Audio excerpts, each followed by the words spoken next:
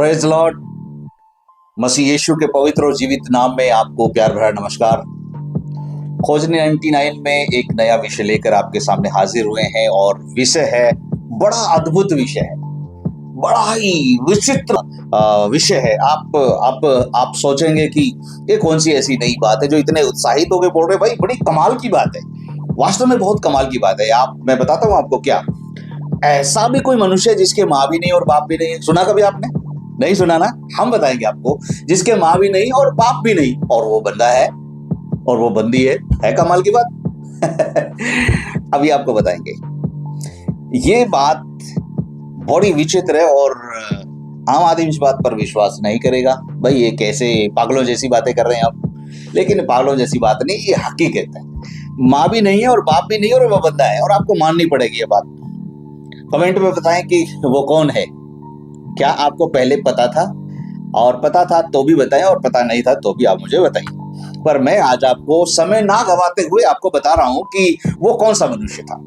सुनिए ध्यान से। जब ये सृष्टि हुई, जब ये दुनिया हुई, आकाश, पाताल, पृथ्वी, स्वर्ग, धरती, पेड़ पौधे, पक्षी, जानवर और बहुत कुछ जो कुछ भी था, लेकिन मनुष्य नहीं था। हमने जो सीखा है, हमने जो सुना है, हमने इतिहास को देखा है उसके मुताबिक। कैसे? अब देखिए, आपने ये तो सुना होगा कि भाई पहले मुर्गी आई कि पहले अंडा आया, है ना? सुना होगा ना? तो कंफ्यूज हो जाते हैं बहुत लोग, यार ये क्या बात है, पहले मुर्गी आई कि पहले अंडा आया? समझ नहीं आ रही ना बात। अभी बताते हैं आपको। पहले मुर्गी आई और उसके बाद में अंडे शुरू हुए। वैसे ही पहले इस संसार के अंदर एक मनुष्य की उत्पत्ति हुई। बाइबल ऐसा बताती है उत्पत्ति की किताब के अंदर कि परमेश्वर ने सब कुछ बनाया और उसके बाद में खुदा ने एक योजना बनाई कि मैं मनुष्य को अपने स्वरूप में, अपने जैसे मैं बनाऊंगा, अपनी तरह बनाऊंगा। और ऊपर वाले ने, परमात्मा ने, खुदा ने एक मनुष्य बनाया जिसको हम आदम के रूप में जानते हैं। बहुत सारे अलग अलग शिक्षाएं हैं और अलग अलग तरीके से लोग इस चीज को जानते और समझते हैं और मानते हैं, पर मैंने जो सीखा है वो मैं आपको बता रहा हूं। इस संसार का जो पहला व्यक्ति था उसका नाम आदम था, और आदम का माँ और बाप नहीं थे। क्यों? क्योंकि वो परमेश्वर ने अपने हाथों से बनाया था। हाथों से मिट्टी को लिया और मिट्टी को लेकर के उसको बंदे जैसे बनाया, खुदा जैसे, अपने जैसा रूप प्रभु ने दिया और उसके नथनों में, उसके नाक में श्वास फूंक दिया।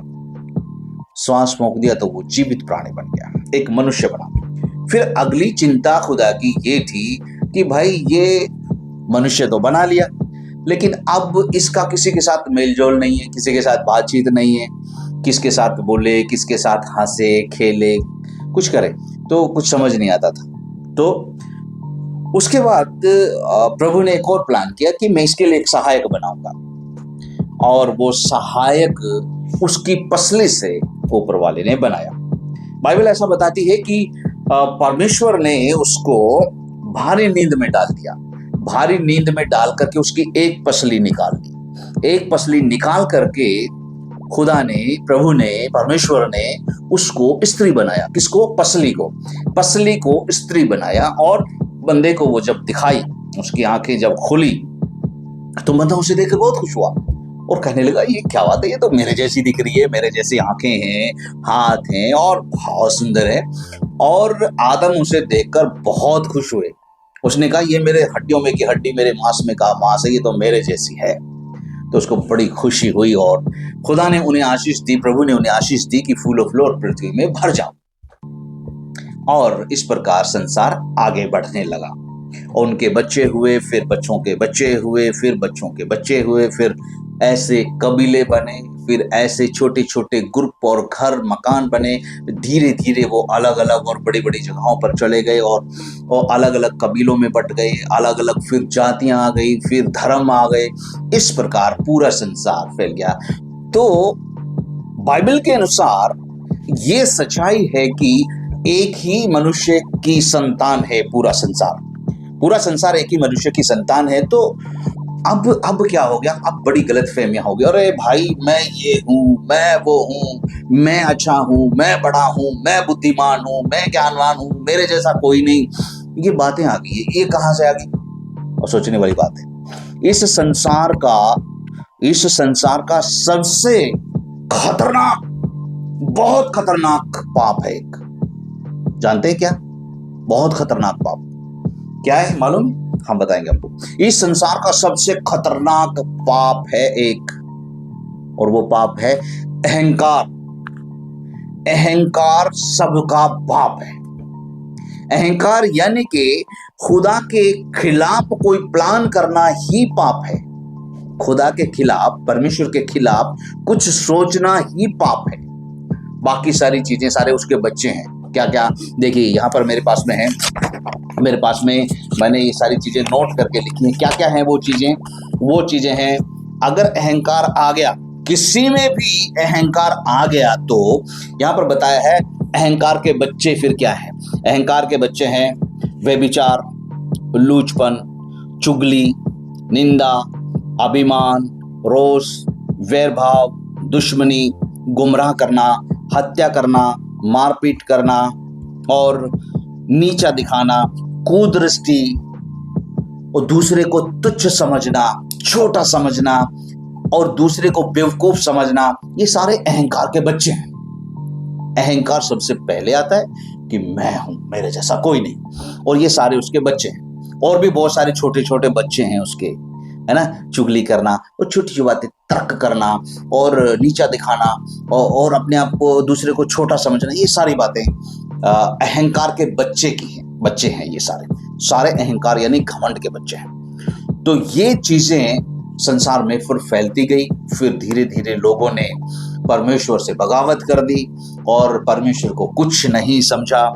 और परमेश्वर क्या है? परमेश्वर तो कुछ नहीं। बहुत सारे लोग ऐसे दुनिया में हैं जो सृष्टिकर्ता को मानते ही नहीं है कि सृष्टि किसी ने की थी।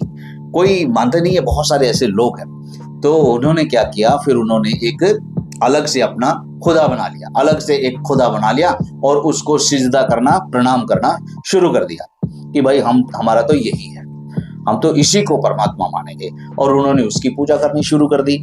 इस प्रकार एक और ग्रुप बन गया, फिर उनमें से एक और ग्रुप निकल गया, फिर उनमें से एक और ग्रुप निकल गया, फिर उनमें से एक और ग्रुप निकलते जो लोग जाति में और धर्मों में बढ़ते चले गए। लेकिन अगर, जैसे कि मैंने शुरुआत की थी, इस संसार का एक ऐसा मनुष्य है जिसके माँ भी नहीं है और बाप भी नहीं है। अगर वापस आकर के हम यहीं पर देखते हैं तो हम एक ही परमेश्वर की संतान हैं और एक ही बाप के बच्चे हैं। हम सब एक ही हमारे माँ बाप बनते हैं। तो अगर हम जब मूल अवस्था में जाकर सोचते हैं तो हमारे बीच में प्रेम आता है। हमारे बीच में प्रेम क्यों नहीं है? क्योंकि हमारे अंदर ये अहंकार आ गया कि मेरे जैसा, मेरे से बुद्धिमान, मेरे से पहला और कोई नहीं है।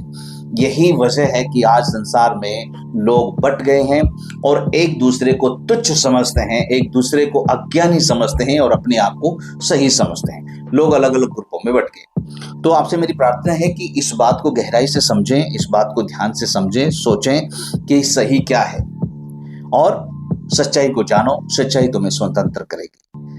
इस वचन के साथ प्रभु आपको बहुत सारी आशीष दे। अगले वीडियो में फिर मिलते हैं। God bless you.